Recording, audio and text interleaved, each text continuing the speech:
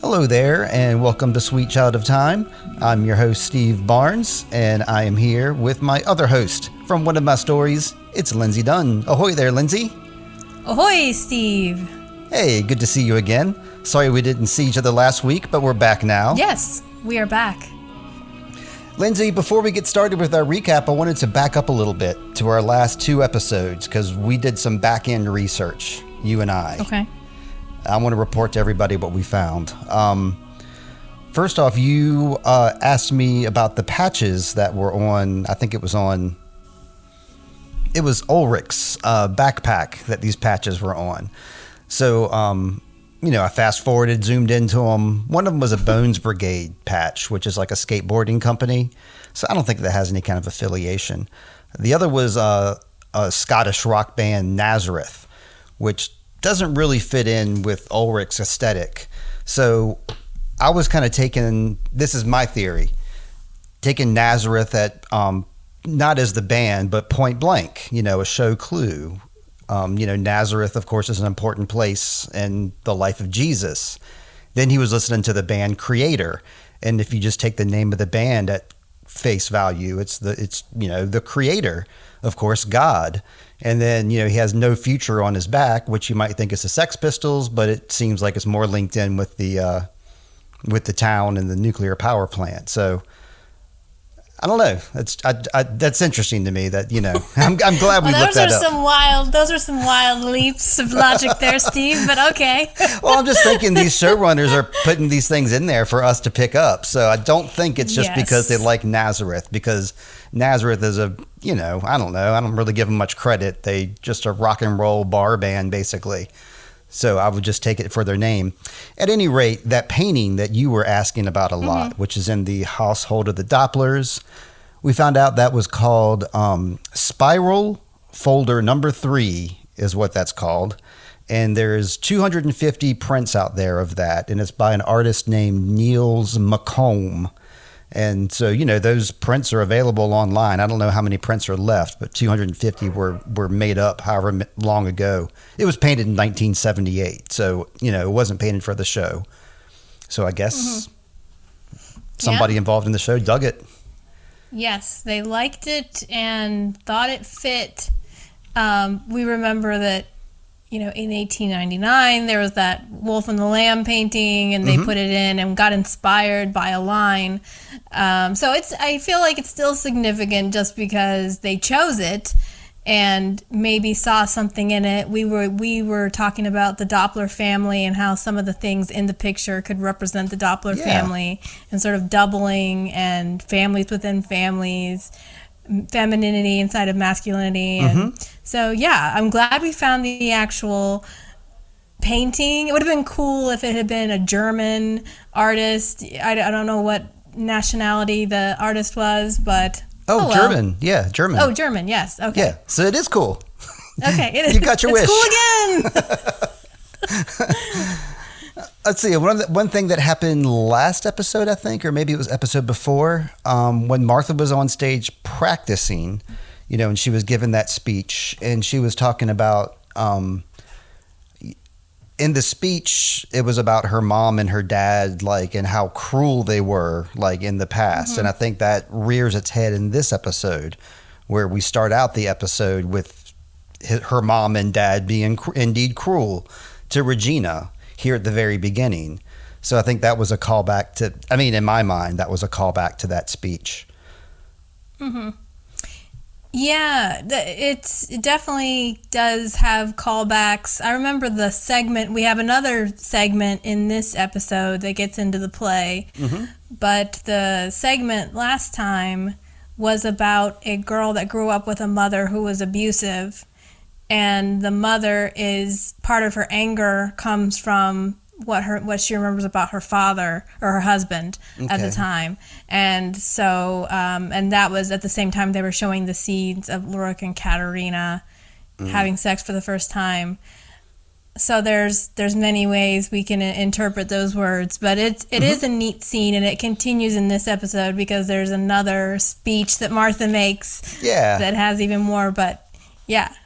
Yeah, she's speech heavy Like this is play for her it's kind of a big thing in her life right now. It's heavy.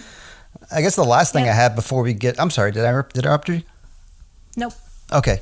No. I guess the last thing I wanted to point out is we didn't see a lot of the stranger in this episode. I don't think we saw him at all.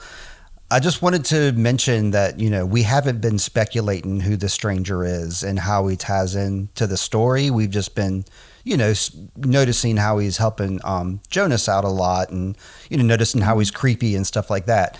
The reason we're not speculating is because we both already know, and it would just be kind of, ingenuous, I guess, to speculate. We're not doing that for like a show or anything like that. So, I hope somebody listening that is not aware, of how the stranger ties in. Your wish is going to come true in the next few episodes here.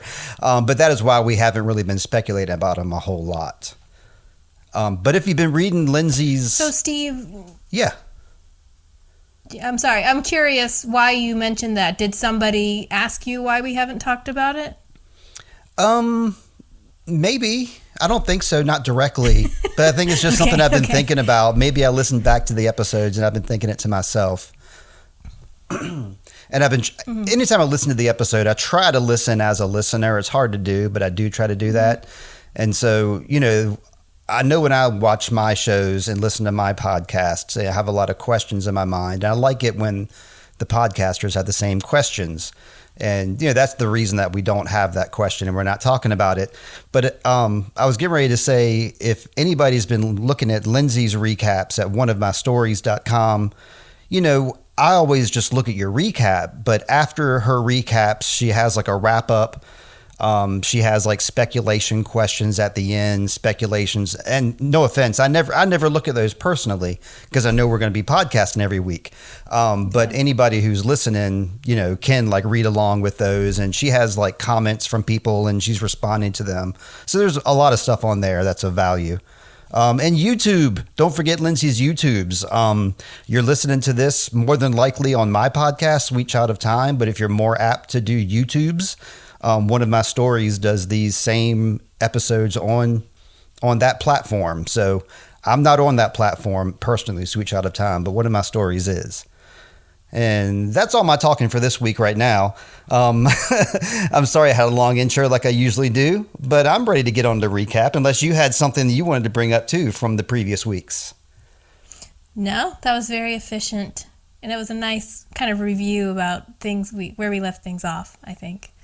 But yeah, to your point, when there are things that Steve doesn't remember, for instance, or maybe didn't absorb in his watch. Mm-hmm. So we do speculate on some things. For instance, one of the things that comes up in this episode, which is the identity of the boy wearing the yellow sweatshirt. And at the time, if you listen to that episode when we talked about that, which I think was the second or third episode, Steve goes on a very lengthy rant about how he and his wife, Heather, were arguing about the identity of the boy. And so I was very good not to really pitch in my opinion because we want to watch these along with you as if we're discovering it for the first time. But yeah, if I know something, I'm not going to guess at it. But if it's a topic, we could present it as like, well, what are some thoughts you might have about, but it's just too easy sometimes to accidentally give away spoilers. So we want to watch along with you wherever you are as a viewer. Yeah, right on. And so, yeah, let's get into it. This one's called Sic Mundus Creatus Est, some Latin for us. And that's the name of our episode 6. You want to get us started, Lindsay? Right, yes. So the episode opens from inside a cave looking out. It's dark outside, and we see a figure tied to a tree, and it's Regina Tiedemann as a teenager in 1986. I really liked her shoelaces, Steve. I don't know if you noticed her rainbow-colored shoelaces. I didn't get a look at what her shoes were, but this might have been Reeboks. I don't know. But she looks really scared and calls out, "Katerina, Ulrich, it's not funny anymore." Right. And there's strange noises coming from the caves. back in 2019, then older Regina wakes up screaming. She's next to her husband, and he assures her that everything is all right. She asks him, please tell me everything's all right, and he complies and says everything is all right. Good boy. And some things click in place here, I think, with the relationship between Regina and Katerina and Ulrich, and why it is so contentious and bitter. What were your thoughts about this opening? Exactly that. This gave me like a huge revelation into, adult Regina, big time. And knowing that it was Ulrich and Katerina that did it to her. And at the time, the first time seeing this, you don't know why. Like later on in the episode, you do figure out why they did it. And it obviously was the two of them, those culprits. But yeah, it does give you a big light on her character. And it, even though like at this first scene, Alexander's like a little bit wooden, like comforting her, at least he's there. I mean, and he is comforting her. So he's not like giving her the stare down and saying no, like he does to Ulrich. So yeah, he's a pretty strict boss, we've seen. But he seems to be a very supportive husband, especially when compared to some of the other husbands we've met on this show so far, whether they are cheating on their wives or emotionally absent. That's right. There's different ways you can be a bad husband. But Alexander seems to be, by all accounts, a very supportive one. Something I want to talk about briefly before we move forward is this event with Regina. Okay. We know, and that, we find out that she has gotten this mammogram with results that confirm that she does have cancer. Right. And that she needs to start some aggressive treatments. One of my theories or thoughts or speculations about this event, which I can't really explain why I think this, but it almost makes me feel like this event of getting tied to the tree for some reason led to her cancer. Really? Oh, you mean because she was like so close to like the radiation barrels or something? Right. We've seen many clues up to this point that lead us to believe that there's dangerous things that are in the air. Right. From only these 5 episodes, we know there's radiation, we know there's toxins, we know there's uncontained toxins in the air, and it's nothing logical I can point to. Well, she was tied to a tree, and so, but it's just an interesting scene, and we wonder. I guess one of the parts of me wonder if this is the first time this has happened, if it's a lone incident. But they bring attention to this event in such a way that it almost, it becomes a thing, the same way that it becomes a thing that Jonas goes to the caves, and it's a ceremony almost. She's tied to the tree. She has they've put oh my goodness, black stuff on her face, right? Like war paint. I was going to bring this up later, but the guy in the play had that black paint across his face in the play, and then the kids who get chaired, they get that black marks across their face as well. And then having her tied up to the tree, it makes me think about like that Greek myth of the person tied to the tree, and then the water envelops them over time. I can't remember which Greek tragedy that was, but it was one of them. And yeah, I mean, her being tied to the tree means that she's exposed to that area longer.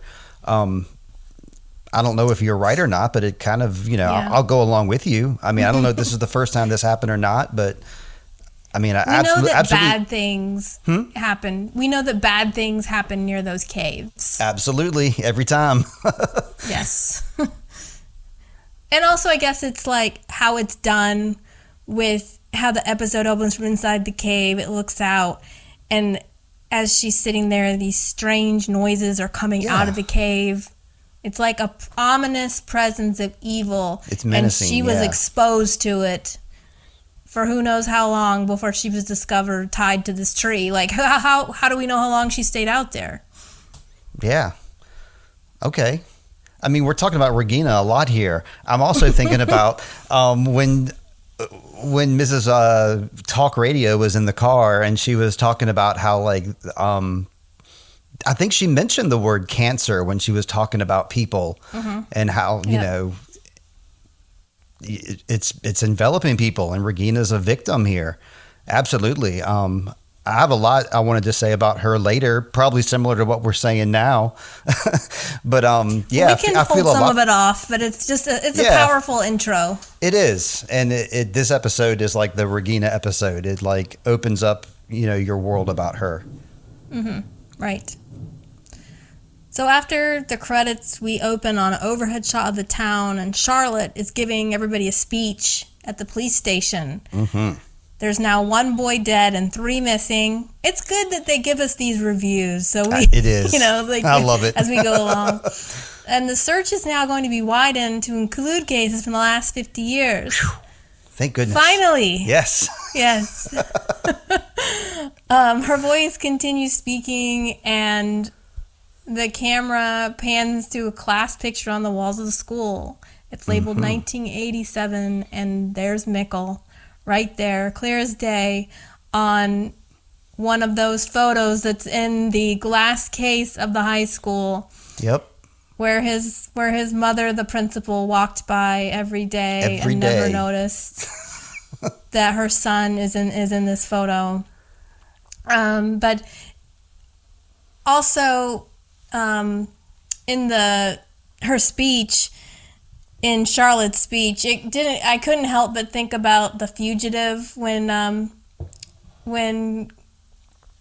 Tommy Lee Jones, he's like, I want you to search every outhouse and doghouse and hen house, and she's like, start near the houses where the children disappeared, go to everybody's door, and she's kind of giving everybody the marching orders of they need to keep going. So she's in charge, and she's ordering double shifts, and she wants this to get done. She's taking it seriously. So, yeah, those crowds outside that are protesting can relax because they're really taking it serious now. And in this class photo, Steve, everybody is smiling except Mikkel, just like in the family photo. Huh. I mean, I did notice that Mikkel did look forlorn and, you know, kind of had like that lost look about him, but I didn't notice everybody else was smiling. It's a great catch. And I've seen this episode like 6 times now. I keep watching it over and over and over again, and there's still stuff I'm missing. Jeez. I know, Steve. I'm such a nerd. I'm sorry. I'm right there with you. So in the last episode, Jonas read this letter from his father confessing that he was actually Mikkel grown up. And now Jonas and Hannah are sitting at the kitchen table having one of their fireside chats. Hannah's still wearing her red sweater, of course. Yes. This feels very much like a continuation of that scene where they were sitting on the counter together. I would disagree a little bit because it seems like Hannah's a little detached from it. It doesn't seem like she's as like into the conversation this time as she was when they were sitting in the kitchen when the lights were off. I still feel like she was detached, but I guess the point I'm making is that Jonas is trying to kind of dig deeper about his father. He's just gotten this reveal. Yeah. So he's asking with new information from what he was. And you get the sense that he almost wants to tell her because... Yeah, absolutely. He asks her, like, where they met, what he was like, and she tells him they met at the hospital and that his leg was broken. That's all she remembers. Remember, his shoulder was also dislocated, and that it... I think also... Once with our new information also that this is her husband, she doesn't know that yet, but we do, and Jonas does, that we are now beginning to also see why maybe her relationship with him was a little strained as well, and why she might have wanted to have an affair with Ulrich. Yes, she was always in love with Ulrich, but his distress probably caused him to be emotionally unavailable as well. She calls him strange and different, and you get the sense that maybe he was a mystery to her all these years. Sure. Yeah, and to all of us. I can't blame him one bit for that. I mean, that makes total sense. And you probably know, I mean, I don't know, but you know, he has this vibe with like his surrogate nurse / maybe new mom, Inez. He still hasn't spoken to her yet that we know of. So, you know, he's coming into this like new world as like a 11-year-old boy, but also a very confused and, you know, like you said, damaged 11-year-old boy after what he's gone through. And Jonas here is obviously searching for answers from his mom. He doesn't want to ask her directly, but he is looking for answers, and he goes searching for them later. It's like he's on the hero's journey in this episode. Yeah. Exactly. So at the police station, Ulrich has finally decided to be an actual detective and look at some evidence. Yes. And we're making fun of Ulrich, but he has, ever since Mikkel has gone missing, he has been picking up the training a little better, you know. So he goes to the evidence box from 1986 and locates the file marked Mads Nielsen. He listens to a tape recording where Egon interviewed his mother and was asking pointed questions about the night that Mads went missing, and he hears Jana say that Trant was at home with the family. Ulrich's face registers surprise because he knows and remembers that his father was not there that night. And I also noticed that Jana mentions that Mads went to fencing class on Thursday nights. And in the episode we meet Regina, we find out Regina takes fencing lessons. So we sort of know how those two were friends and knew each other as well. Right. Okay. And yeah, Ulrich is probably, out of everybody who's searching for the missing child cases going back 50 years, he's probably on the best one. So Godspeed with you. You're doing the right thing here, Ulrich. But yeah, the next few scenes are pretty Ulrich heavy, aren't they? Yeah. So Ulrich drives to his parents' house to confront his father, Trant. He remembers that Trant was not home that night, just like we said. And he reveals that the dead body was dressed like the 1980s and that he suspects the same perpetrator kidnapped both of the boys. He wants to know where his dad was that night. Right. Trant is genuinely offended and surprised that his son would dare to accuse him of this. Right. And, but yes. He's got every right to. Come on. Yes. But he shouldn't grab him by the face, though. That was pretty intense, that face grabbing. Well, I mean, Ulrich likes to put his hands on people. As we learn. Yeah. Okay, you bring this up later on in your next paragraph, so I'm not going to say it yet. So I'll let you continue. Yeah.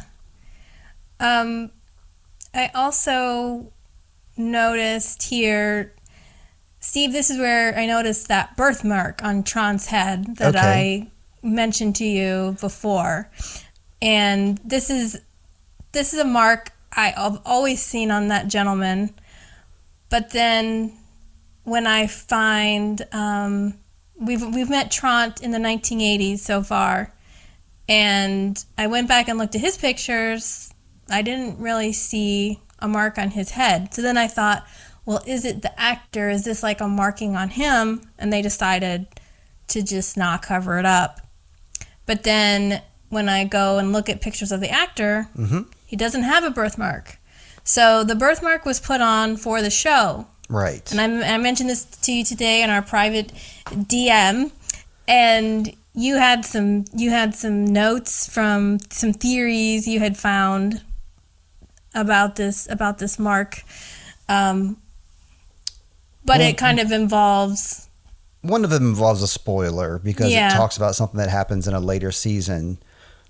That's Another true. one, just basically, it sounds like the most feasible option, which is that when he was younger, his hair was longer or something, and it was styled differently, so it hid that birthmark. I don't know which one I buy because, you know,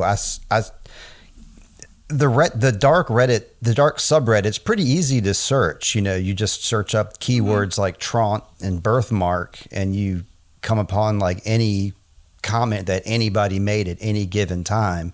And I only found about 5, and all of them basically point to the same thing, that the actor does not have that birthmark. The birthmark is a prosthetic for the show, and nobody's exactly what to make of it, with the exception of the one spoiler. So fast forward to the next few seasons. Yeah. One thing I also noticed is that Ulrich asked his dad, did Egon ever have any suspects? Right. And his dad says Egon was an idiot, and he Right. just wanted to retire.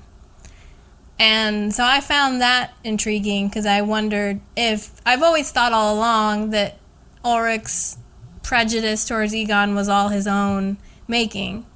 But now I'm kind of wondering if he was tainted perhaps by his father's opinion as well. Sure. Because his father seems to genuinely despise Egon as well. And we know that Trant had an affair and was covering up. So he seems like the type of person that easily throws under people under the bus when he needs to make a quick escape or have an excuse for why it's not his fault. So did he pass that tendency down to his son? I mean, absolutely, it seems like it. And look at these parallels. I mean, you're going to bring it up next. Can I bring up the parallels now? I'm itching to say it so bad. Go ahead. Oh, yeah. The same night that Mads disappeared, Trant was supposedly out having an affair with Claudia. We need to see more Claudia. We haven't seen her for a long time. And then on the night that Mads disappeared, isn't that where our boy was? Our boy Ulrich was making out with Hannah that night. That's a huge parallel that show you that every 33 years, everything aligns and all the Nielsen boys will cheat, and then another Nielsen boy will disappear. Yeah.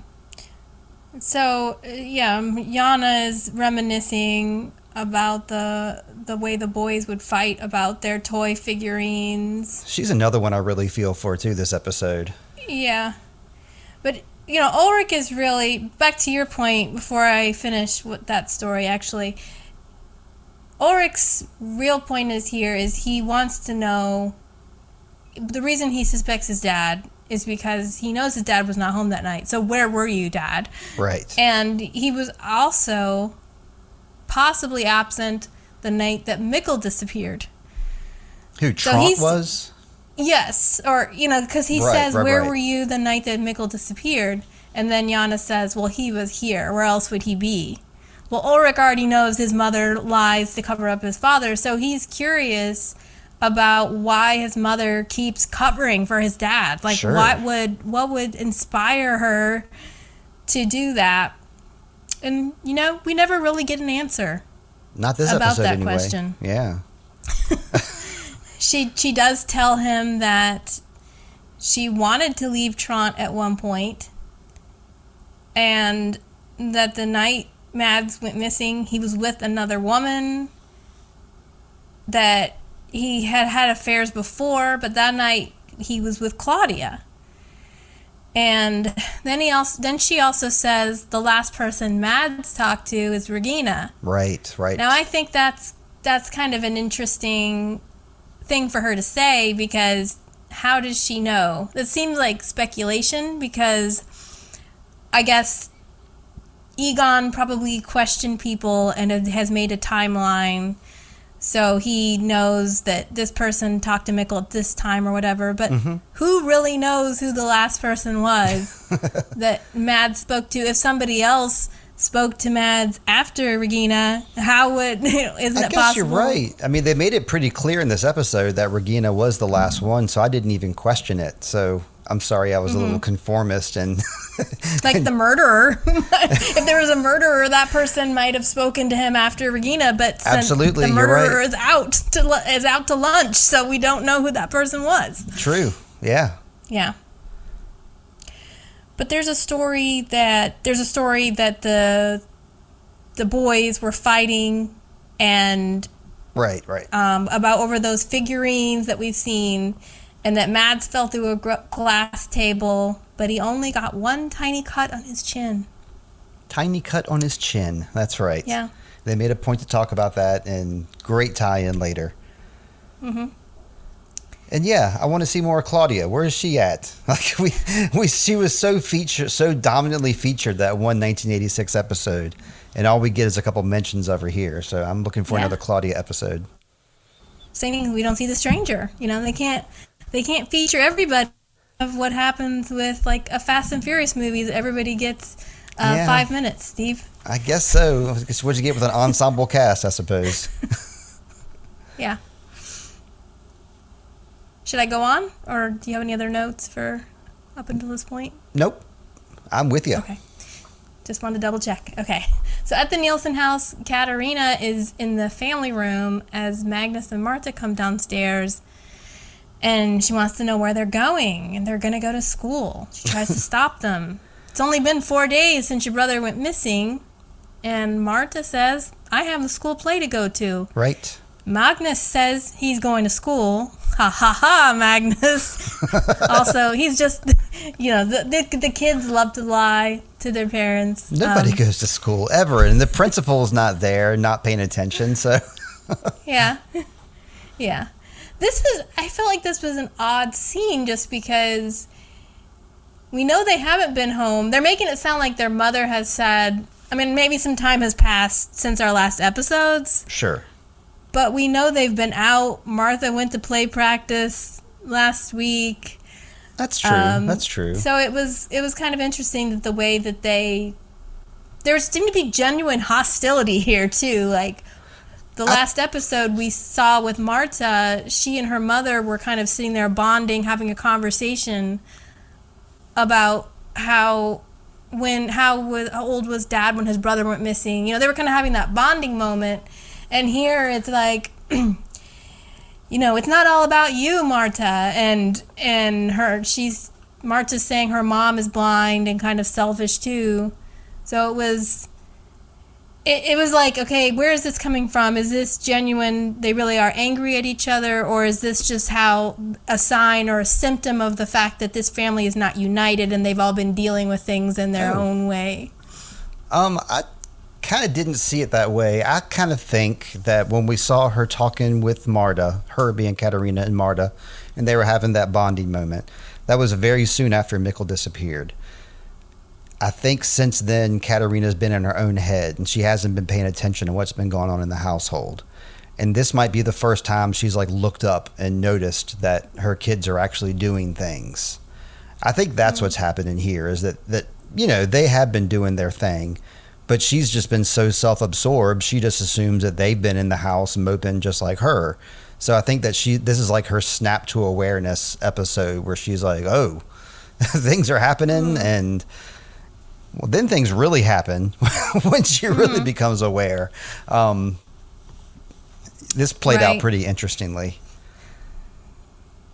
So what happens is that Marta basically says Mikkel's dead. Yeah. And Katarina gives her a big old slap. Big old one, yes. Big old slap. But then Magnus gives her a big old hug. Magnus comes in, he swoops in with being the nice guy routine, the good son. Yeah. Yeah. I don't know. I don't know how to read this scene, really. I'm trying to track everybody's emotional path, and I feel like With Marta, I do feel like she's self-absorbed in that I feel like she's mostly upset about Jonas right now. She wants to make out with him some more. And Jonas is busy and occupied with his own search. Or maybe she's really preoccupied with the play, too, because, I mean, she definitely has memorized her lines, and she's definitely been doing her homework for that. So maybe she's been immersing herself in that. I thought this scene did play out very melodramatically as well.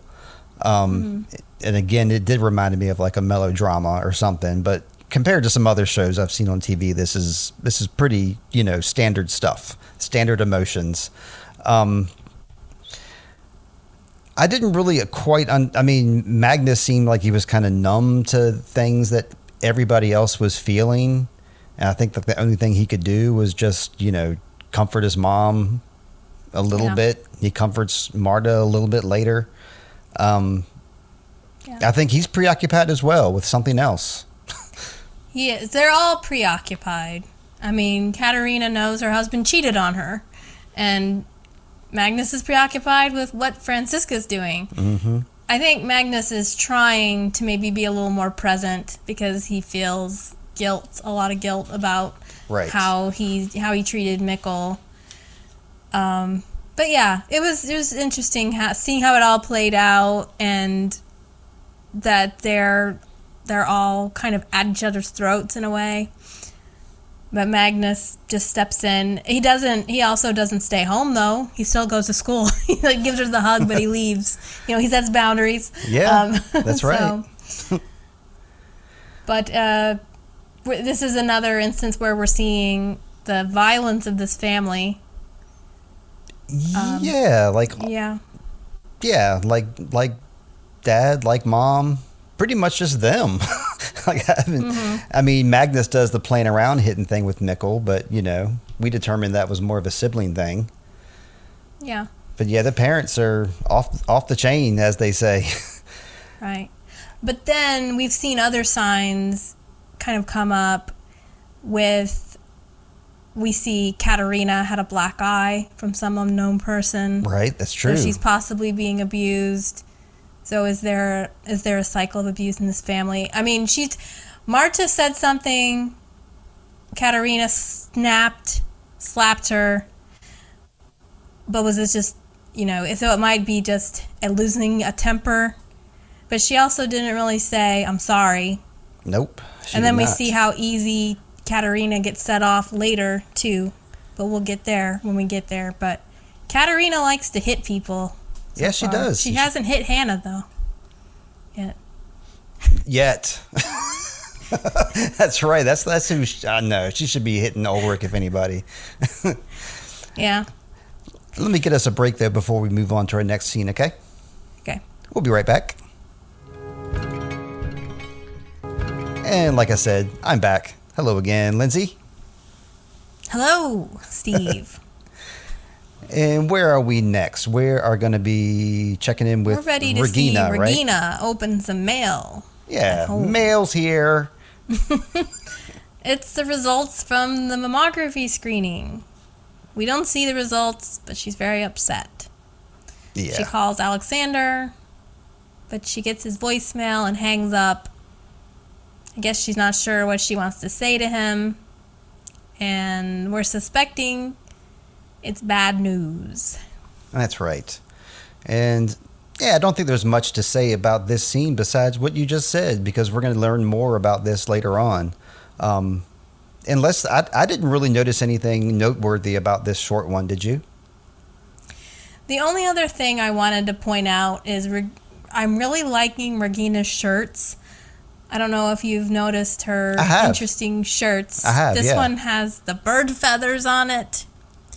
The last shirt she wore had a bunch of triangles. Yeah, I noticed that.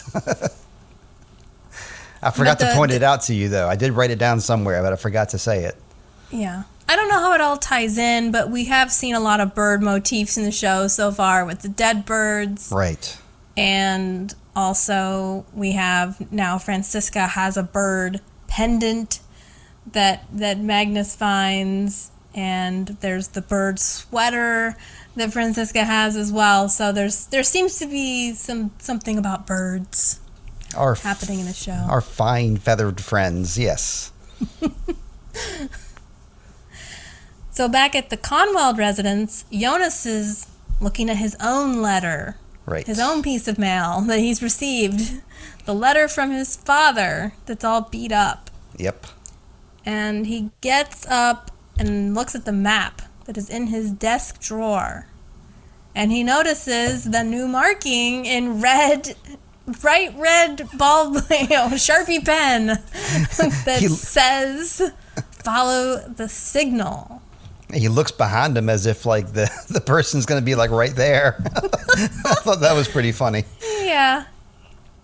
I mean, I would be afraid. Oh, yeah, absolutely. Like, who wrote this? What's this? But I'm going to go check it out. This is definitely the hero's journey stuff. And, you know, it says follow the signal. They gave him a little, what is that? Bat signal thing to, what did you call it? A Geiger counter? A Geiger counter? Yeah, there you go. So that's going to come in handy for him. all All of his supplies. He's a regular Boy Scout at this point. And he's got his map. He's got his globe light. He's got the letter. He's got the Geiger counter. He puts everything in that backpack and takes off.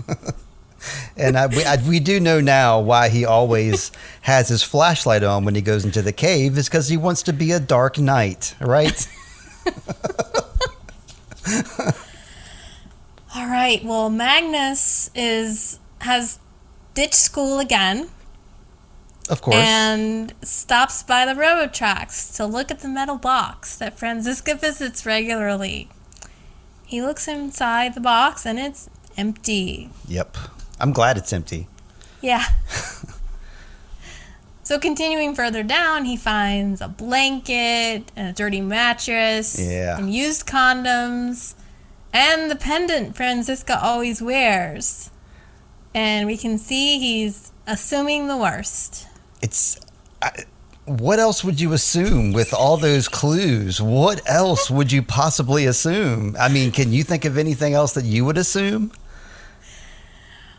Well, I mean, yes, the evidence is all there, but at the same time, Magnus, get a life, guys. Stop. All he's doing is stalking Franziska. Does he have anything else to do? He's got schoolwork. And this is not how you treat a girl you like anyway. Good, fair point. Maybe in Wyndon, that's how they do it. I don't know. But I know, Charlotte will miss like a day or two from school, and then it will create like a waterfall effect of like missed assignments and makeup work and, having to run around and make up everything she's done. The grades will slip when that happens, and it happens all too often. So anytime I watch these kids in any show, but this show in particular, where they're not in school, they're not doing what they're supposed to be doing, skipping class, he's been out for 4 days. I'm like, his grades are terrible. This is going to be really hard to make up. He's going to summer school. I know it. Dear viewer, just realize that Steve means Charlotte, his daughter. Yes. And not Charlotte Doppler, because every time you say Charlotte, it jolts me for a second. I'm like, all the assignments that she missed. Right.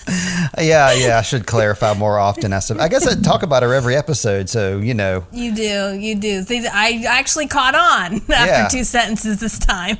So our 5 regular listeners know who Charlotte is.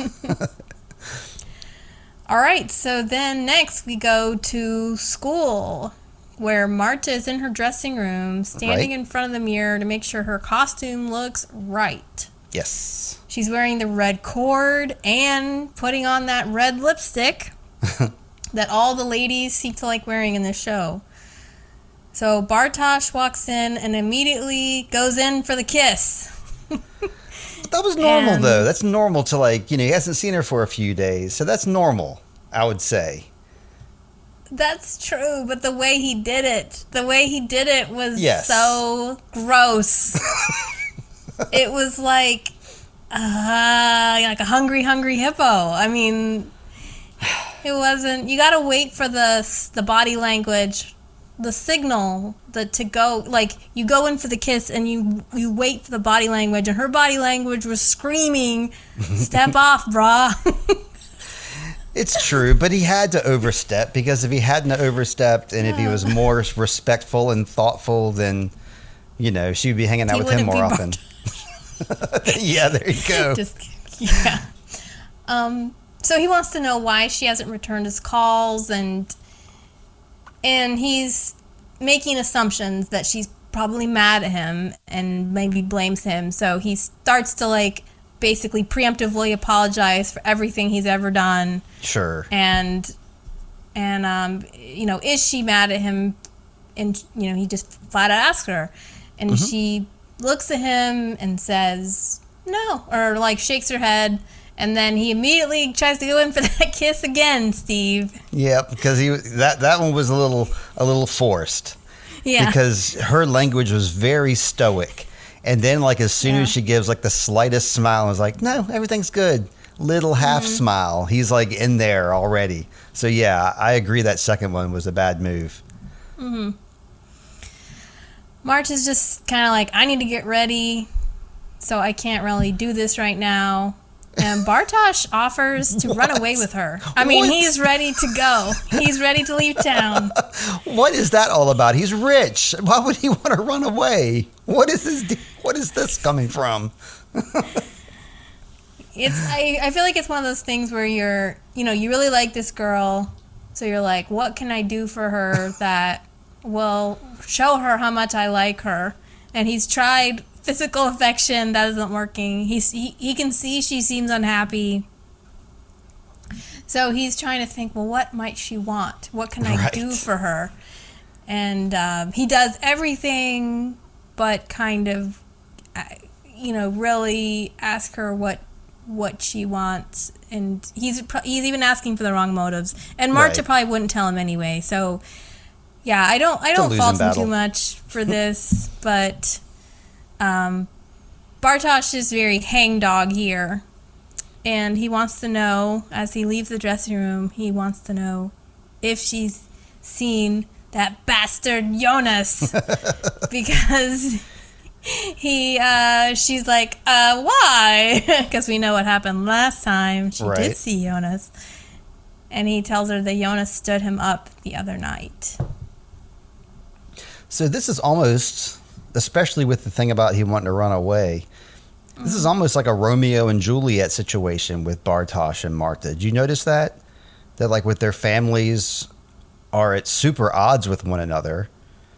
And it's like, a Montague Capulet situation as well. I mean, we're already comparing this to the Minotaur and to the hero's journey, and might as well throw some Shakespeare in there too. Yeah, I can see that. Doomed lovers.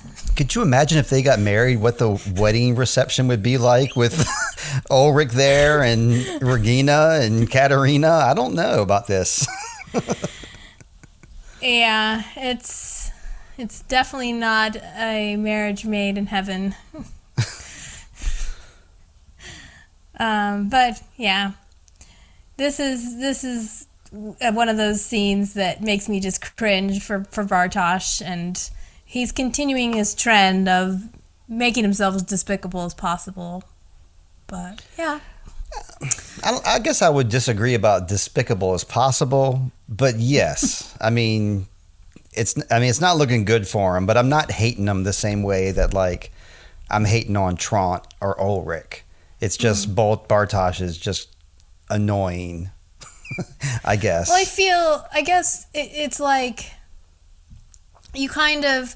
The reason it's annoying is because you want him to be better. You want him to be more respectful towards himself.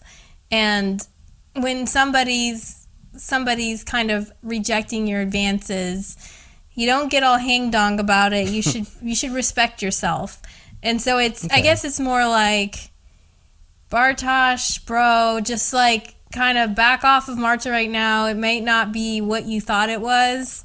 But he just kind of keeps he's just like a doomed person. He keeps making the same kind of mistakes over and over again. And I mean, the show is full of people that do that, right? They work against their best interests. And so when people do that for too long, you start to just look down on them. And it's not that Bartosz is a bad guy. I'm just like, yeah, we know she's hooked on somebody else. Yeah, so he's fighting a losing battle. Yeah. And he gets in his own way too much. That's right. Yep. So Jonas is now ready to enter the caves. It's very short. We just see him go in. And then we cut to Katerina. She comes back into the house, and she's been out all day hanging up signs. Right.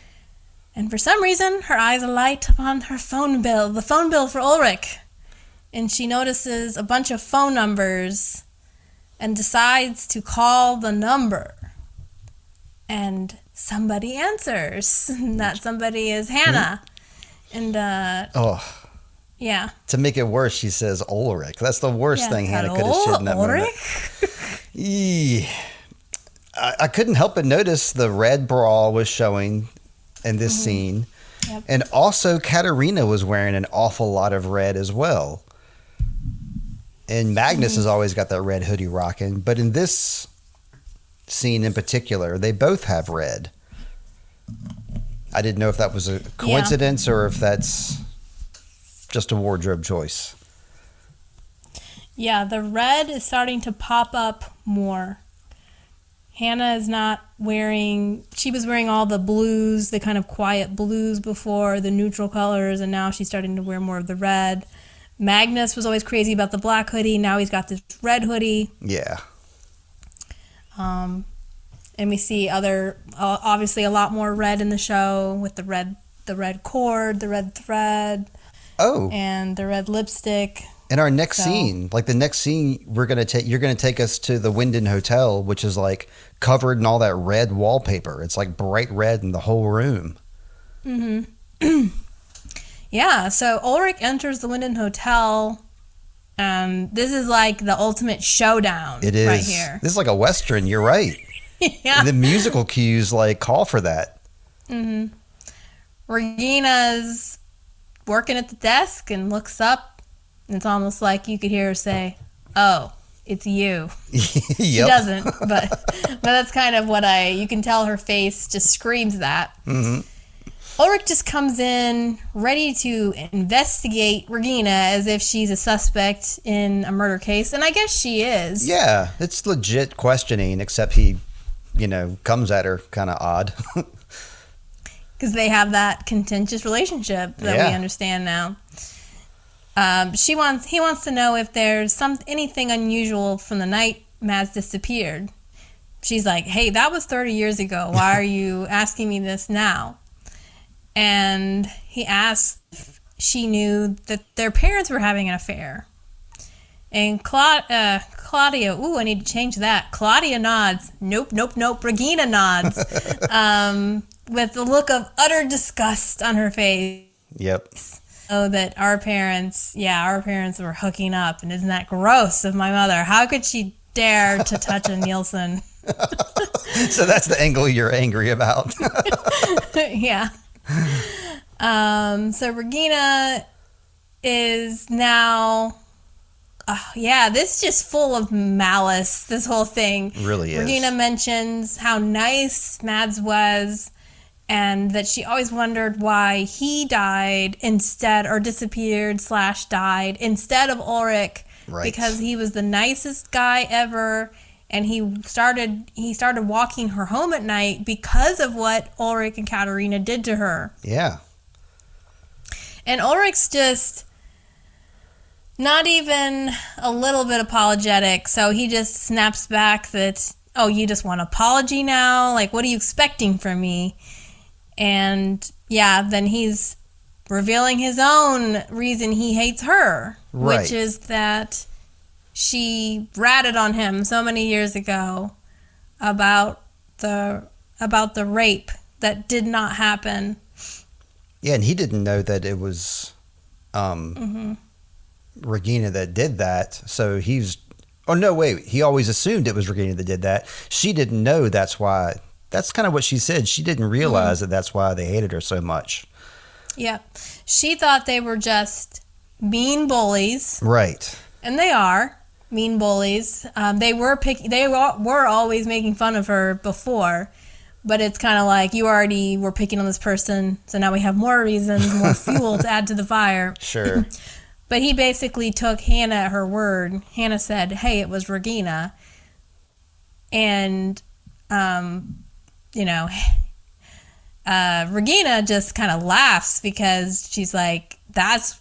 First she's shocked that you would think I did that. That's what it was? Oh. And basically like, no. And then she makes fun of him because of this crush Hannah's had on him all these years. And it would have been nice if Ulrich had possibly been a little apologetic here. But no. He doesn't really take a moment or even say, "Are you kidding me?" No, he's just on to the next thing. He's ready to just jet ahead and go visit Hannah. But this scene was pretty awesome and awful.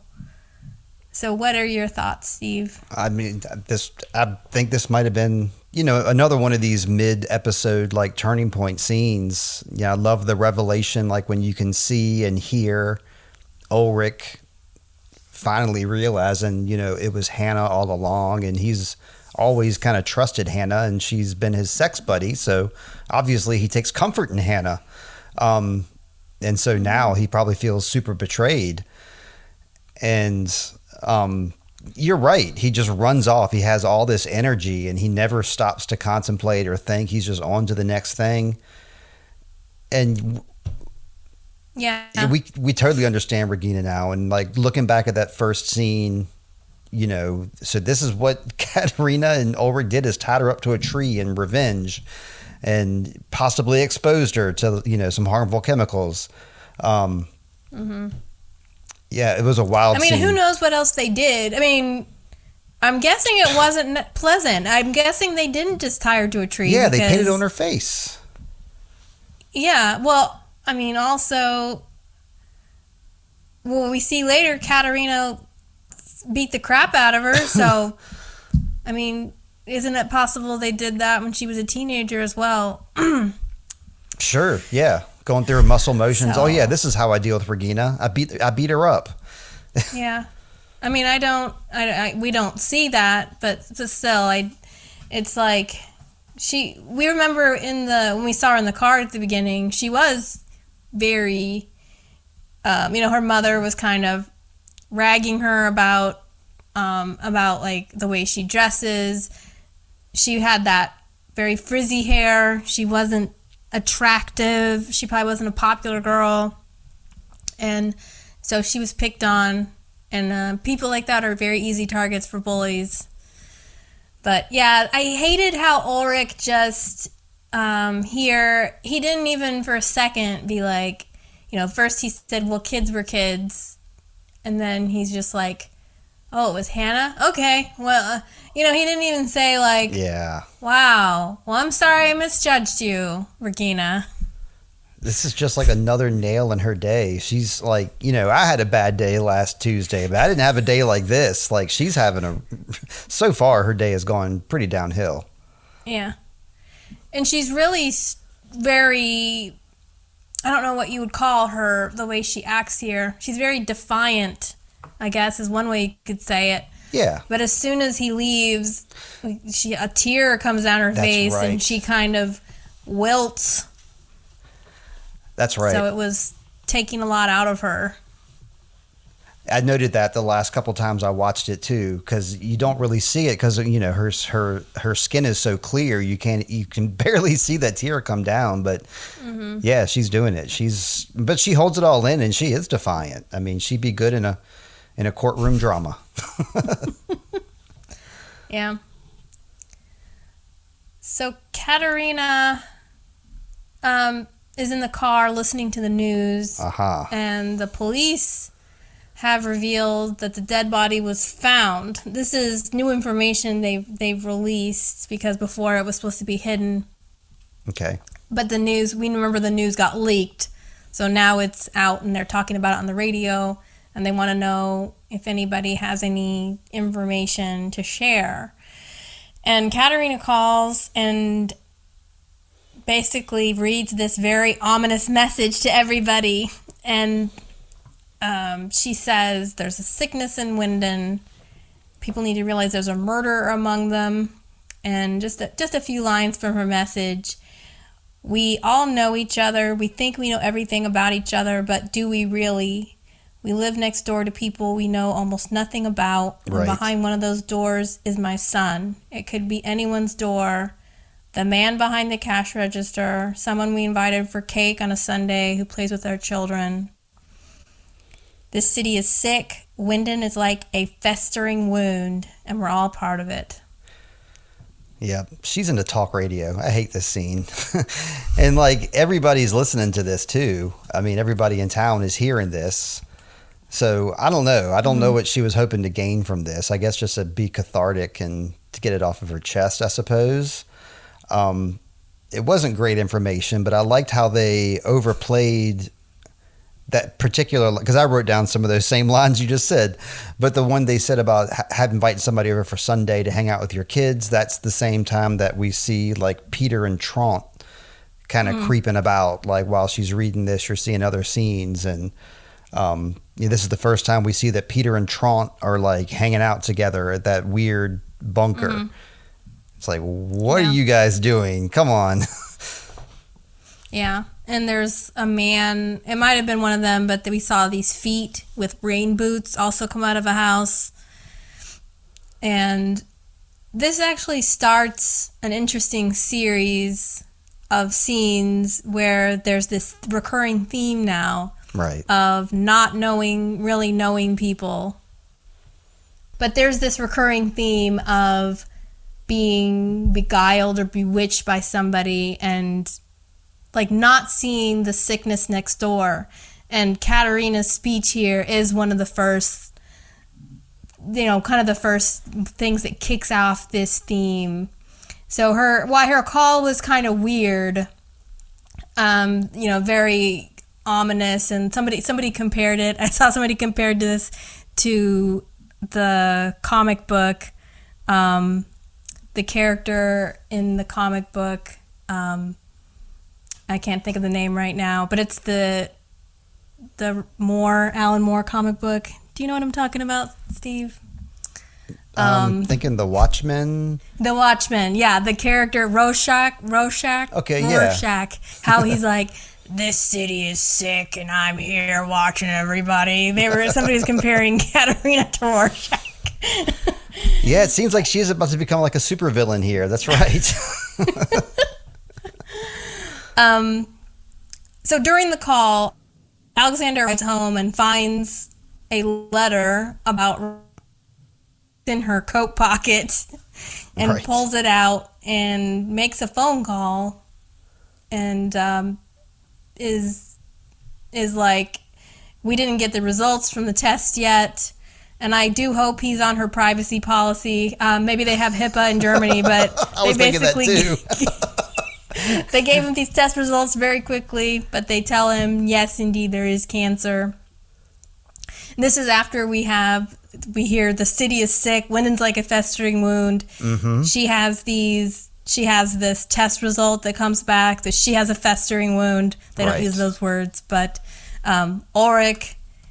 Also, at the same time, they cut to him looking in the evidence room and seeing confirmation that Hannah was the eyewitness in the case against him. So he's finding out about another sickness. And Trant and Peter, as you said, inside the hatch room waiting for something to happen. But Alexander makes that phone call and finds out, yes, your wife does have cancer. I think just to make sense of that, I think what happened was she just left the envelope in her pocket, but the letter that had the results she had with her. So all he had was the envelope to go by. So that's why he gave them a call. Is that right? Yeah, because we saw she had the results. She was going to call him. Yeah. And then it's almost like he sees this in her coat pocket and maybe is like, oh, yeah. I think it was an empty envelope just from the doctors. Yeah. So inside the cave, Jonas begins to breathe heavily. He's been exploring and he finds a red cord that he begins to follow. The red cord looks very similar to the one found on his bike. And he sort of gets stuck at one point. And he's looking at this. It almost looks like a door knocker that's on the floor. Yeah, I've seen those around James River a lot here in Virginia. It's like for like a long time ago, they had like hooks on the rocks in the river that they would anchor stuff to. And I guess in the cave they did the same thing. So you could do spelunking or like just for safety. That's a pretty common thing you'll see like in rocks. And it's cool that, they make use of it with that red rope. I love it. Yeah. And I noticed your red nail polish for the listeners. I see that when you're waving your hands around, you got some red polish. What is your association with Ulrich now? Anybody that's tied up with Ulrich has to start wearing red things. I guess so. No,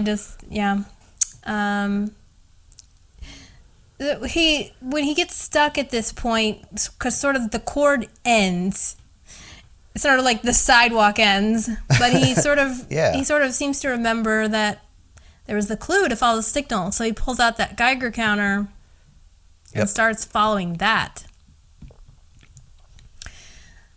Then we go to Ulrich, who arrives at Hannah's house, pounding on the door, and Hannah's like, Ulrich, so great to see you. He's really on to her now, though, and pins her against the wall and is like, what do you want with me? He tells her, I know you were the one that reported on me, and are you trying to ruin my family? What is it you want? And she just says, you. And he then makes a mean remark about Michael being driven to suicide by Hannah's poison. So this is another, back to the thing about festering wounds and being sick. He says something like, you cuddle up close, but you're just poisonous. And how did your husband survive this long? No wonder he offed himself. Right. Which is very mean and sets off our second slap. Yep. Steve. Slap number 2. Okay, let's keep him counted now. And as soon as she slapped him, the look he got on his face, it said to me like he deserved it and he knew it. Because he maybe, maybe his words went a little too far there. But she was just straight up front. Like, I want you. That's exactly that's why I've done all this. Just for you. And it's not the answer that he wants, but it's an honest answer.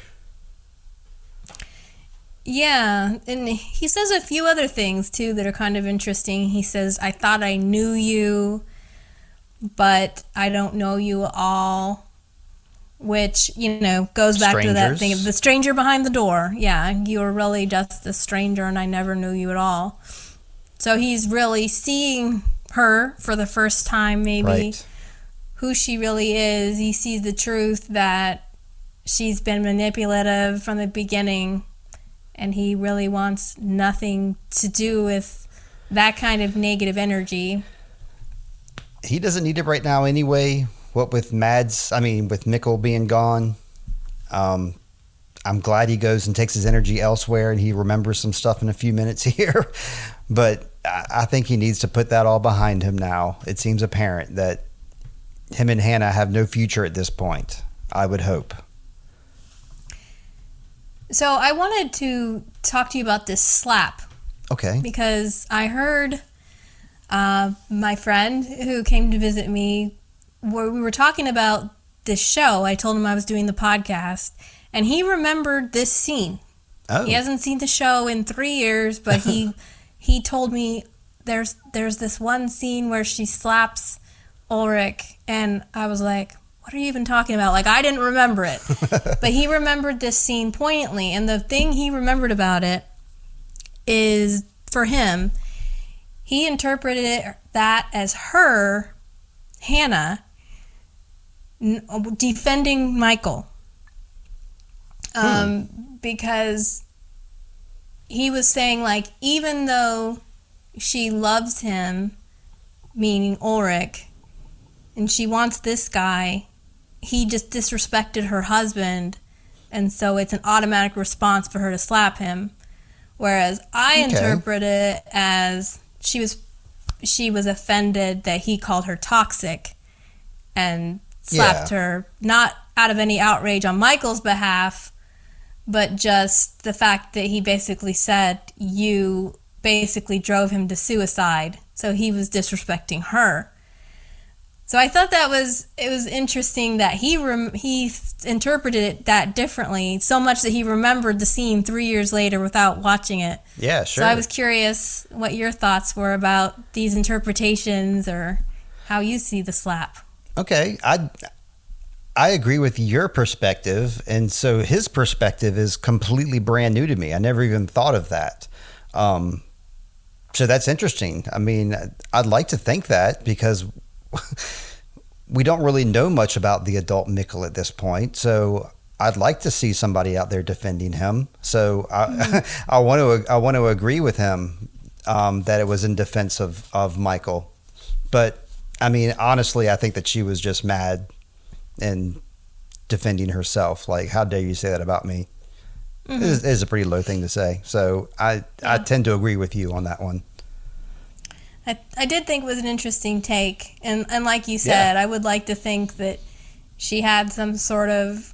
I think the thing is the discussion came from... We were talking about how you can be angry at a family member and yet still... If somebody else offends them or says something offensive about them, your automatic, like your gut reaction is going to be to defend them. Like, only I can pick on my sister, like, and I feel the same way about my hometown. When people make fun of my hometown or like Indiana, I'm like, I can make fun of Indiana, but not you. So butt out. You're right.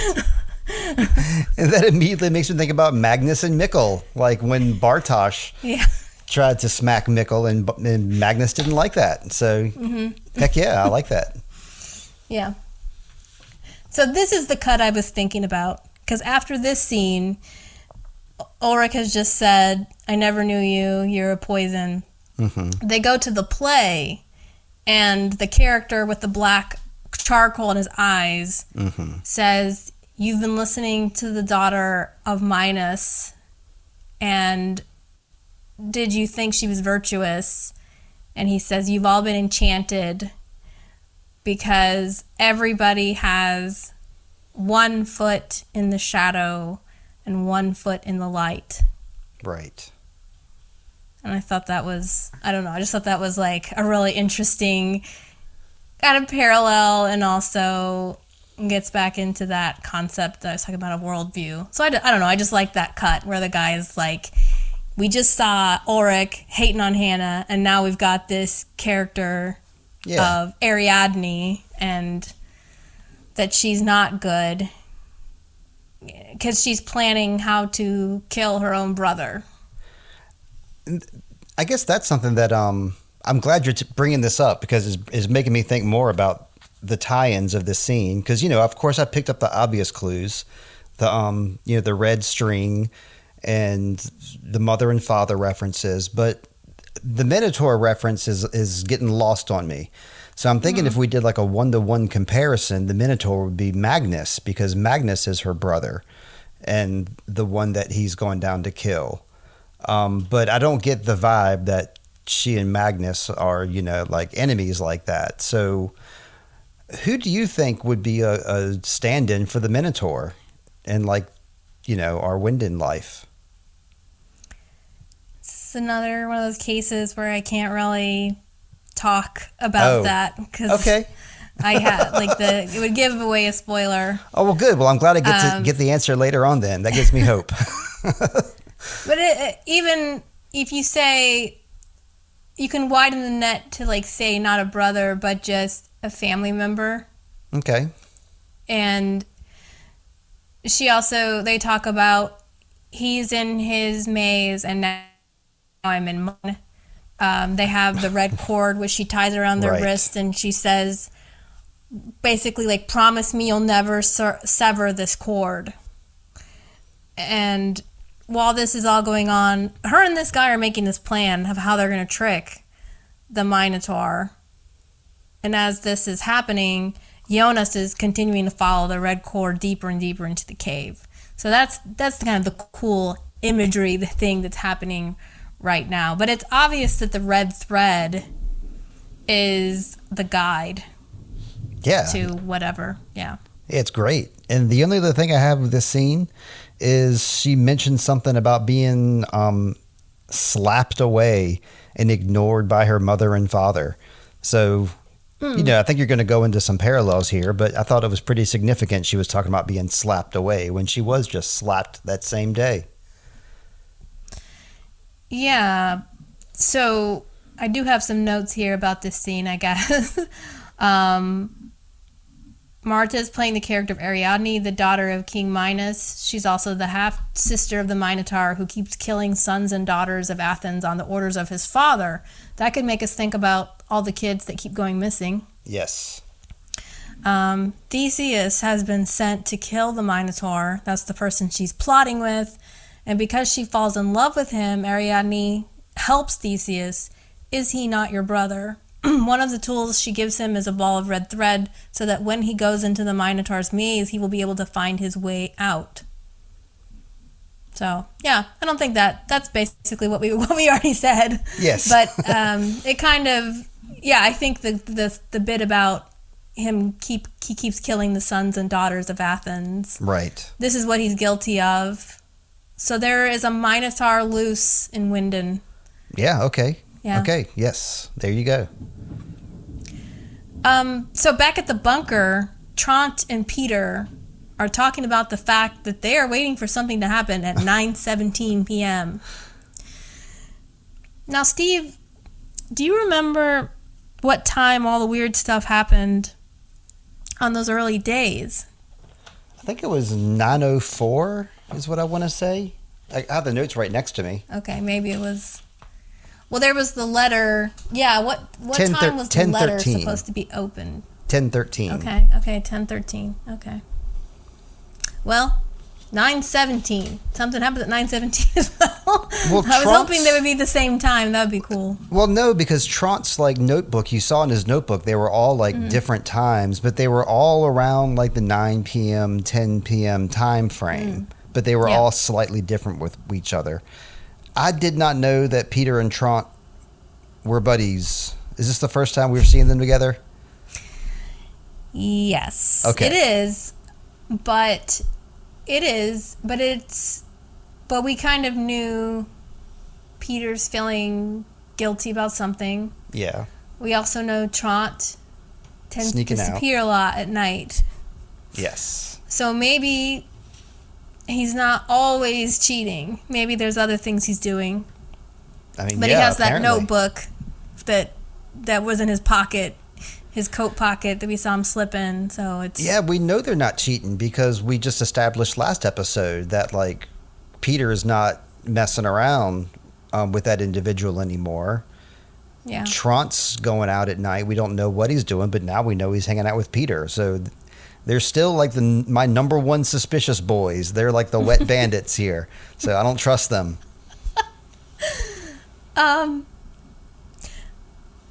Okay, Jonas comes to a door inside the cave. He's still crawling on his hands and knees. And the door is carved with the strange, familiar symbols we've seen of the trifecta. Like the Led Zeppelin symbol, yeah. Sic Mundus Creatus Est. Yes. Which means, and thus the world began. I've seen I guess you can translate it different ways. When I put that in my translator, it said, this is how the world was created, which might be a more literal translation. Because mundus is world, creatus is create. So that's the title that I kind of stick with. But I wrote a song called that. So like that's what I like about it. But yeah, I think they're the same exact meaning though. Yeah, I know. It's great. Yeah. I think it's like so wild, like just that saying on that door. I think I think I was talking about this during the 1899 episodes with Nate, and just how much this particular scene like just resonated with me and like blew my mind, and like, you know, just the mystery of like how that door got there, like who did this iron work. You know, obviously it was done by, you know, a blacksmith or somebody, you know, it wasn't just slapped together by nature. I mean, it's very deliberate. And that symbol, I've always loved that symbol. Like I said, it was like a Led Zeppelin symbol for one of those guys. So that has a connotation with me. I mean, yeah, Jonas is stepping through the door. He hasn't stepped through the door yet, but he's seeing the door. It's here. He's here at the door. Yeah, no, he does. He like goes, he opens the door, and there's the giant wind. Yes, because you have this wind tunnel that gets opened. That doesn't get, you know, once he goes through and it shuts behind him, the wind stops. Right, which is weird. Which is very weird. It is. And then we see later on he's got two paths he could go, and I noticed that he went right. So I was like, I wonder what happens if he goes left. Yeah, he chose a path. You notice he didn't use the Geiger counter here. Right. I noticed that too. Yes, I was going to ask. He does use it at one point to make sure he's on the right path, but then when he comes to that fork in the road, you would have thought maybe he would use the Geiger counter then. Yes. But I guess theoretically they could have the exact same thing, so he just had to choose. But yes, there were two paths for him. Yeah, I didn't know if you had some information as to why he chose to go right. Because it seemed to me that he just made a 50-50 coin toss decision, didn't consult anything. So I didn't miss anything. Yeah, I think you're right. He just had to choose one way or the other. He came to a corner. The corner had two paths. You got to choose one, buddy. I think the stranger should have wrote on that little thing, "Here is going to be a fork, and you're going to have to make a choice." Yes. Yes, he gave him only one clue. You only get one clue that was enough. Day. It worked. That was enough. So on the stage, Martha has broken down crying. Right. She's reading her speech about having no brother, no father, and she's alone, and the only judge she has is herself. And she takes her white gown off, and she's now got a black dress underneath. I don't know the significance of that. It might be something that happens in the play. I wasn't sure either if she decided to strip down and like now she's like, I'm me, or if that was part of the play. I was wondering too if maybe is she supposed to be dying at this point in the play? Yeah, it makes me want to see Ariadne now. I don't know, like to fully appreciate the show. Now we're gonna have to go find a play of Ariadne. So if the character dies at that point in the play, that makes total sense. It's a visual representation of her being in black. Mm-hmm. But if it's her getting into her feelings and becoming Marta at that moment and breaking down and crying, that's a completely different interpretation. So let's get that play. Mm-hmm. Yeah, I'm putting you in charge of that. Katerina is so moved that she just runs down the aisle towards her daughter and goes to her, and the lights begin blinking off and on, very similar to what we've seen before. And it's 9:17 p.m. We see Trant and Peter looking at their book, and yeah, too bad it's not 9:17 p.m. right now, Steve. It's 9:42 p.m. But I mean, it's close. It's pretty close. Yeah. I mean, I bet you there's a 9:42 somewhere in that book that they have to mark off. May 16th, 9:42. Let's find it. Okay. Do you need a second break here? Yeah, sure. Let's go for it. We'll be right back. Okay, and we are back, Lindsay, and we're nearing the end of this one here, aren't we? Mm-hmm. We're getting to the good stuff. we're getting to the good stuff. And this episode just ramps up and keeps going till the end. It does. That's what I've noticed a pattern with our episodes. We start out and we're talking like at the beginning. We usually speculate a lot at the beginning, and then like a lot of really intense stuff happens at the very end. So, that's why our podcasts are forced to go on, because we can't sell this stuff at the end short. I mean, it's the best stuff. Yeah. Marta and Katerina walk together to leave the school. They've made up, which is nice to see. Kind of.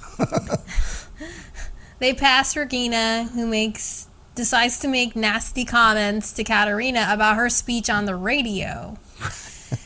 And Katerina ends up, to her credit, the first comment Regina makes, Katerina kind of just grabs Marta and keeps going. Right. When she makes the second comment, Katerina drops her purse on the ground and just begins beating the crap out of Regina. And Marta's just like, eh? She doesn't do anything. Yeah, doesn't do a thing. Full-blown assault. I mean, big-time assault here. She should be getting arrested. She should be getting fired from her job for, assaulting a parent on premises. I mean, this is a big deal. I know, this is a huge deal. This would have gone on possibly longer, but Magnus comes in and is policeman here and pulls his mother off of Katerina, and Regina says, "This is what your mother is really like." She's right. So back to that theme of strangers. Oh yeah, well, not anymore. I mean, we know who she is now, and we see who Magnus is now too. Like, Magnus comes in and stops the thing from happening. He's our serial peacemaker here. That's true. That seems to be his role. Your dad, when your father is sort of absent, the oldest son, I guess, would become the head of the family. Yeah. And try to take on that role.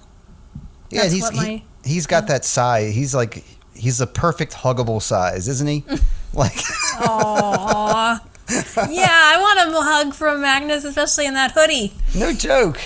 Or the Boopex jacket. Not the jacket, because it would be all slick and stuff. You wouldn't be able to get a good hold on him. Jonas comes to the fork, and he comes to another door. He comes to another door that looks exactly like the first door. Right. How is this possible? So he then makes his way out of the caves and holds up a globe light, astonished. The forest outside the cave looks different. Well, we know that the yellow chair is missing, but there are more trees, and the land seems to be flourishing a lot more. There's more greenery in it. You would think it would be the opposite, but I guess that ties in with our theme. What do you mean? I mean, like, you would think it would be more flourishing as time goes on, and it would get more green and more growth. But instead, the town is festering. Not with the sickness. Exactly. Yeah, the festering wound. Yeah. So back in 2019, Ulrich looks through a photo book. He finds a picture of Mads, and Mads is wearing the sweatshirt we saw in episode 1 that the dead boy was wearing. Yep. Ulrich's face is alert, and we know he's finally beginning to understand the connection between his brother and the dead body. I mean, we were telling him this whole time since episode 1. He wasn't listening to us, though. He never listens to us. Yeah, if only he would listen to this podcast. I know, Magnus listens. Magnus listens to us. Why doesn't Ulrich? Come on. Regina arrives home and allows Alexander to hug her. And, again, he's doing a good thing here because she's all beat up. I teared up watching this scene because she just collapses in his arms and she's just bawling. And this is what I mean. This is when I should say that she's had a hell of a day. This has been like the worst day of her life. Well, maybe, I don't know. among the worst days of her life, and I couldn't feel for her more here. Like, I wanted to give her a hug too, and like I said, I was tearing up as much as she was. It was not as much as she, you know what I mean? It was making me tear up. Yeah, it was touching. It was nice seeing her get some comfort. Yeah, from finally. Alexander. Yeah. The music is Enter One by Sol Seppi. I don't have any notes for this song. Did you have anything about this one? No, not particularly. I like the second half of the song much better than the first. The first half of the song is fine, but I think like when it changes towards the end, it kind of changes the tempo. I really enjoyed the second half of this song, but I think this is the song that leads us into Marta and Magnus, right? Mm-hmm. Yeah, she asked Magnus if they can talk, and the two lie next to each other in bed and talk about what the heck happened between their mom and Regina. Yeah. I remember this scene from the first time I watched it because this scene really touched me a lot too. I liked everything about it. Say more. Okay, like the standoffishness of like Magnus, like he's like, go away.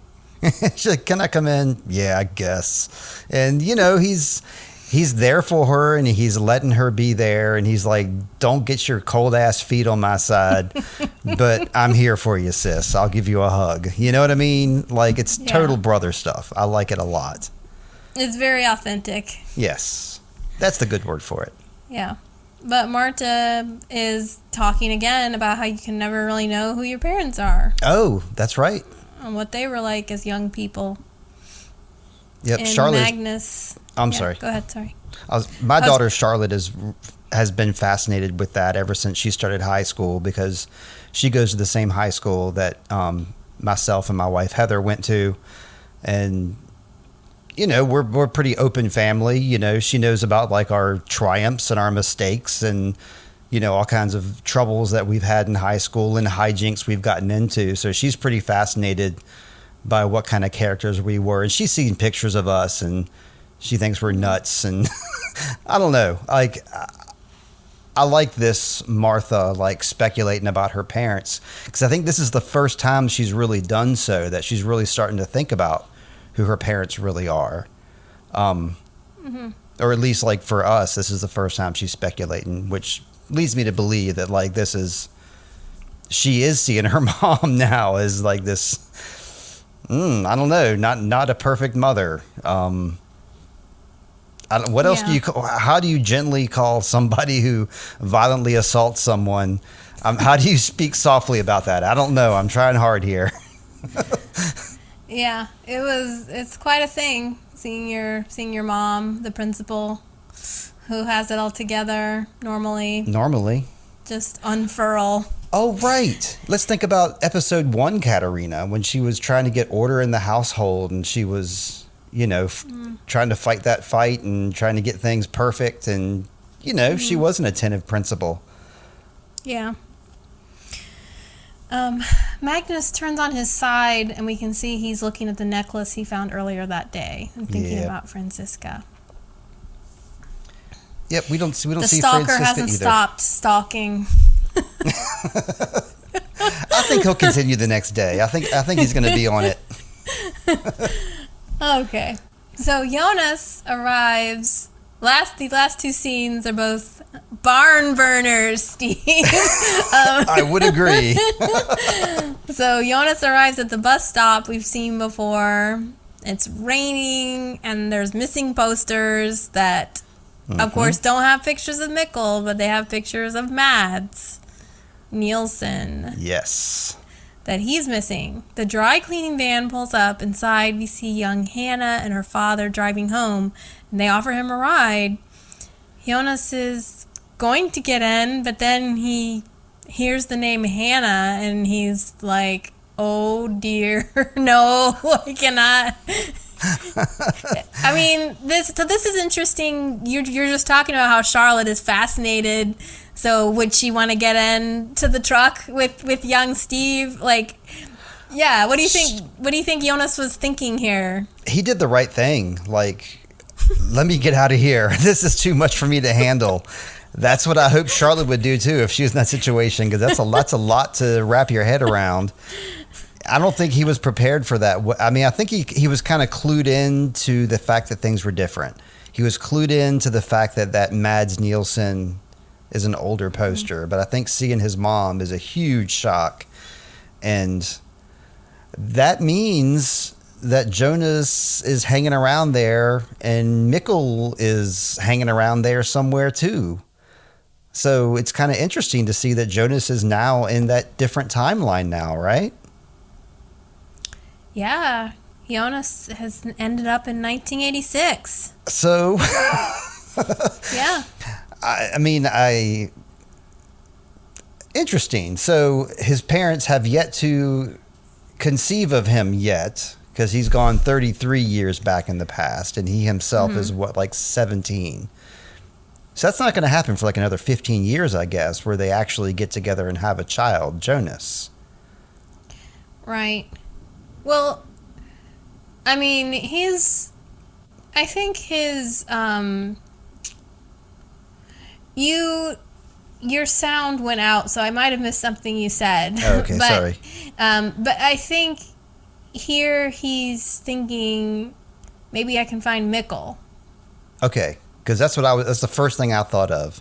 And yeah. He's not necessarily thinking, well, find my parents when they got, conceived of me. I'm just thinking like the obvious things you think of when you go back in time and you run into your mom, and it's just a bit much. But yeah, he is on the path for Mikkel here. He knows about Mikkel. He got the letter. It's raining hard. I don't like how much is raining on this guy. Yeah. So you mentioned he chose a path. Mm-hmm. The path he was on ended up in 1986. Yes. So the other path, this was 33 years back. Would that other path be 33 years in the future? I don't know. That's interesting. Or 33 years further in the past. Are there other caves? We saw 2, but maybe there's more than that. Yeah, it's a series of doors. But yeah, it's like, I don't know. I kind of feel like, obviously, I'm not Jonas, but I feel like if I was by myself in a city and it was raining, I don't know, I'd almost want to get in the van to be like, find out more about, why this is my mom. Maybe I'll get to know my grandpa. I don't know. So it's like, this is grandfather. So obviously it would be freaky. But yeah, is this what he expected to happen? He went into the caves. He knows that this is how Mikkel, he has the letter. Perhaps he's still wrestling with the concept of, is this the truth, or was his father insane? But what did he expect to happen? Did he know he would end up in the past? That could be a shock. Is this what he thought was going to happen? Yeah, I'm not clear about that. Yeah, I'm not either, and I do think it happened too quickly, and that's why he hauled out of there, because things were just happening too quickly, and he needed to regroup before he could confront Hannah. And plus, as soon as he gets in that van, they're going to have like the basic questions for him. What's your name? That's true. Where you coming from? Where you going? He doesn't have those answers for them right now. Yeah. Well, I mean, he could have said, my name is Jonas, because he hasn't been born yet, so who cares, I don't know. I mean, you've never time traveled. Crosby, Stills, and Nash might have been a serial killer. That's right. Okay, so now we go back to 2019 and hit our other sort of cliffhanger. Yes. Ulrich goes to that forensic lab. Now that he's seen the picture of his brother wearing the sweatshirt, he goes to the forensic lab, pulls out the dead boy's body, and he holds up the photo of Mads and notices a small cut on the boy's chin. This is a significant And cut. they play the story that his mother told him. So we now have confirmation that this is his brother. And I noticed Ulrich actually touched his chin, and I thought, are you supposed to touch these bodies? But Ulrich's into disobeying the rules. We know that. And the body's already been examined and all that kind of stuff too. So I don't think he's contaminated any evidence. Mm-hmm. Yeah, that we suspected. So did this. Did Heather like get really excited when she saw this thing? Oh yeah, I knew it. I knew it. She got excited as soon as he looked at the picture and she saw the sweatshirt. That's when she got excited, and that's when she rested her case and was like, confirmed. So yeah, this was a great way to end the episode. I'm curious, like, I don't know. I'd be interested if anybody would write in and let us know if you're watching along with us, if this was a surprise or not, because it seemed like they gave us all the clues for this, and that's another reason we haven't speculated about the stranger too, is because we know who it is, but there's also like a lot of clues to kind of like clue you in as well. So I think they gave us a lot of clues that this kid was Mads. Do you? I do, but I think if I remember correctly, you had thought it couldn't be Mads because you were thinking Ulrich would surely have recognized his brother. Right. But obviously not. It was, yeah. I think that it was always kind of there as a possibility. But yeah, Ulrich is the one who really was not seeing it at all, and was, yeah, they're looking for the identity of this boy, and I mean, now we're seeing it through Ulrich's eyes. Yeah. Mm-hmm. And Ulrich's been exposed to a lot of stuff in this episode, like the truth about Hannah. Now the fact that here's Mads, and now he gets to grapple with the reality of how can this be Mads. So I guess we'll we'll watch him speculate about that in the next episode, I suppose, because they really put the kibosh on the whole rape allegation thing very quickly. Like, that just happened last episode that he was accused, and it's this episode that we get the resolution to that. So I don't know, like these showrunners like to give us some long-term speculation, and they like to give us some short-term mysteries too that get resolved pretty quickly. Oh, you mean the speculation that will Ulrich find out that it was Hannah? Right. I mean, they could have played that out for a long time. Yeah, I actually kind of forgot about this scene, how quickly it does happen. Yeah, because we want catharsis, we want resolution, but we still don't really get it, because yes, the Hannah reveal happened. He finds out that it was Hannah, but it doesn't give him any peace. It doesn't give Regina any peace. It's not like she's exonerated. I mean, she is, but she should be. She had, like you said, the world's shittiest day. There's no justice. Like, Ulrich isn't banging on her door saying, "Let me make it up to you." How can I make it up to you? He should. On behalf of the police department, he should send her some roses or something, some kind of apology. On behalf of myself and the Wyndon police, I'm very sorry that, I don't know. We're going to give you the key to the city as a reward. She already has a key to the city. She's married to the power plant guy. Yeah, but yeah, this was a great episode. It just, we're starting to get the pieces in place, and plus we're left with this what's gonna happen now? Will Jonas talk to Mikkel, and when he does, what will happen? What will become of that? There's sort of hope that maybe something good will happen, and that there will be.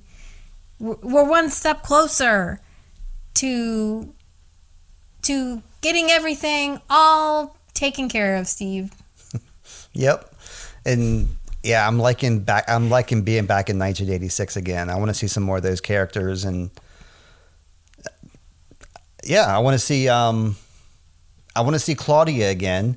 Hopefully Claudia will maybe give Jonas a ride or something, or I don't know how they're related at all, but he's entering her world now because she's the power plant manager at this point in 1986.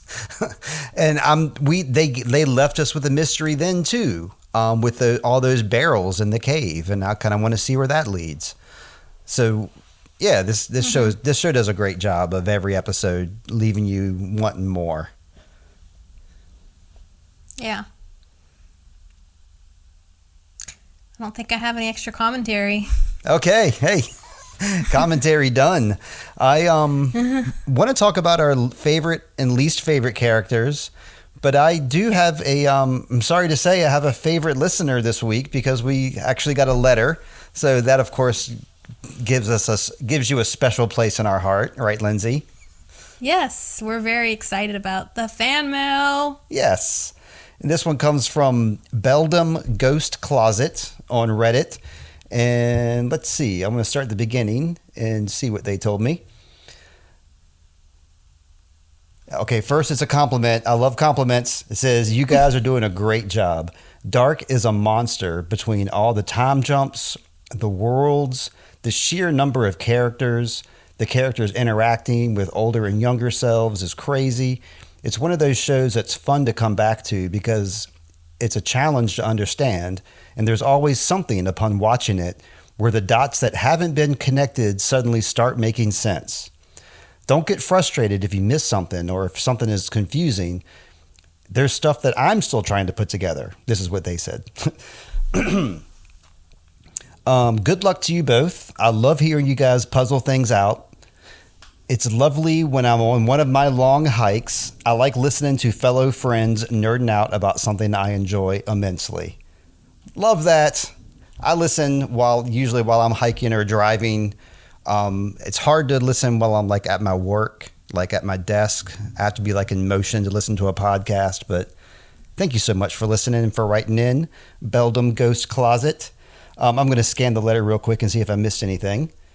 Yeah, thanks for taking us on your hike. Thanks for taking us on a hike with you. They further say, really, here's a good one. They say it's the best show they've ever seen, and they're looking forward to Bo and Jonte's future creative endeavors. And I think they go on to say that if Bo and Jonte do any other shows, they want to see me and Lindsay recap them, huh? They didn't say that. I said that. I just love recapping shows, and I love Bo and Jonte. I don't even know if I'm saying Jonte's name right, but they should be my favorite person this episode, the writers and creators of this show. But for my favorite character of this show, Lindsay, it's got to be the hug of all hugs, Mr. Magnus. I mean, I don't like how he's thinking weird stuff about Francesca and he's being a stalker, but in his family, he's doing some good stuff. So he's my guy again. He's been my favorite before. He has? I'm pretty sure. Let me check the notes. It's okay. He's been your favorite for sure. I know that for sure. Yeah, he's been my favorite like twice. I almost thought about giving it to him again, but since you gave it to him, I'm actually going to give mine to Alexander. For being supportive. For being a good husband when everybody else sucks so bad. Not only is he attentive to her needs, but he is also attentive to her need for space. He doesn't demand to know the news or say, why didn't you tell me? Okay. You know, he's just very supportive. He respects that she'll tell him when the time comes. She asks for him to comfort her. He comforts her in her time of need. He's there to give her a hug, and he might be a really shitty boss, but he's a good husband. Yeah, seems like it. Mm-hmm. And I gave him the worst character back on episode 2, Alexander. I remember that. And here he is getting the best. I never gave Magnus best character. You're right about that. So this is my first time acknowledging the boy. So that's good. Yeah. Mm-hmm. My worst person, I almost wanted to say Ulrich, but I'm giving him a pass only because he's discovering some things. He's learned about Hannah. He's discovered Mads. So, he's doing a mix of good stuff and bad stuff here. Whereas I'm only seeing bad stuff from Katarina. I don't like the way she assaulted that woman. So she's going to go on my shit list this time around. Katarina Nielsen. She's the worst character. Yep. I think she might be my first. No, I gave Hannah. I was going to say she's the first woman I've hated, but I've hated Hannah too. So. Well, don't feel left out, Ulrich, because I'm going to give you my worst character. There you go. I thought, see, we're in tandem here, Steve. I was like, can I find a way to have Hannah and Katarina and Ulrich both get my worst character? But see, now I don't have to. I'm giving it to Ulrich because, yes, he's going through a lot, but part of being a good human being is being able to say sorry when you're wrong. And he doesn't seem to have that capacity and hasn't this whole show. He's just kind of out for it for himself. He's a good father. We've seen he can be an attentive father to his kids, but he's a crappy husband and he's also a crappy friend. So yeah, I don't like how he showed up at Hannah's and decided to try to choke her and push her around. He also insulted her husband. He insulted her. And now he was just a right cad to, the only thing he did right was he finally decided to follow the paper trail to find the truth instead of making assumptions or listening to what somebody else has to tell him. I mean, you're almost making me change my opinion here. You raise a pretty good case for Ulrich. I'm thinking also, like listening to you say this, that maybe if Ulrich is being more of an attentive husband, he'd be around to kind of like counterbalance Katarina. He probably would have, stopped her immediately from like assaulting, what's her name in the hallway, Regina. I don't know if he would have been there to stop her from slapping Martha, because that happened so quickly. But he probably would have had something to say about it, and maybe in turn she wouldn't have been so quick to. If he was with her, maybe she wouldn't have been so inclined to attack like that. I don't know. Mm-hmm. Back to Ulrich again. You're right. Ulrich ain't looking good. He used to like he and Katarina like to pick on Regina together, so he might have joined in, started to slap around himself. Oh, no, you're right. well, at this point, he knows that Regina was innocent from that, so maybe he would have jumped in. I don't know. Maybe he would have pulled a Magnus.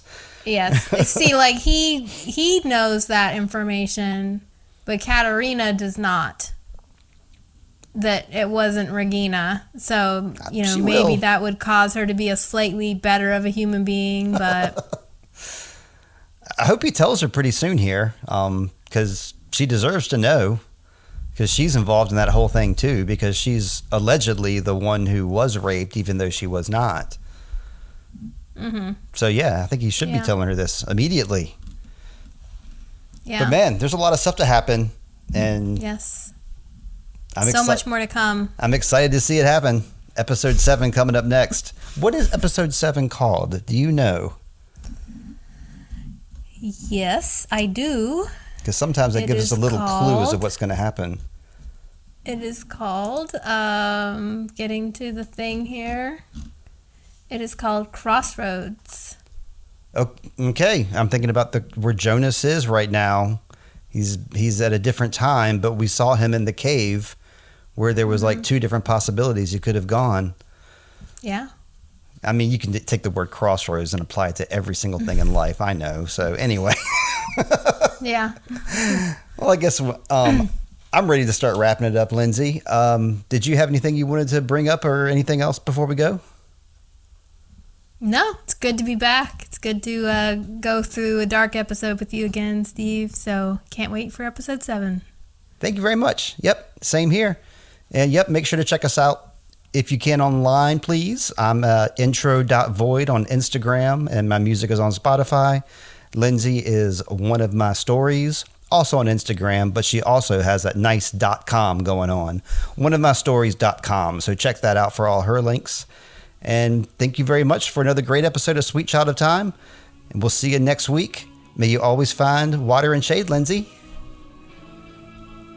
Steve, I hope water and shade and a clean mattress. Not that dingy one in the woods. Not the dingy one. Thank you for that. Getting a good night's sleep is very important. It is. Good night. Bye-bye. Good night.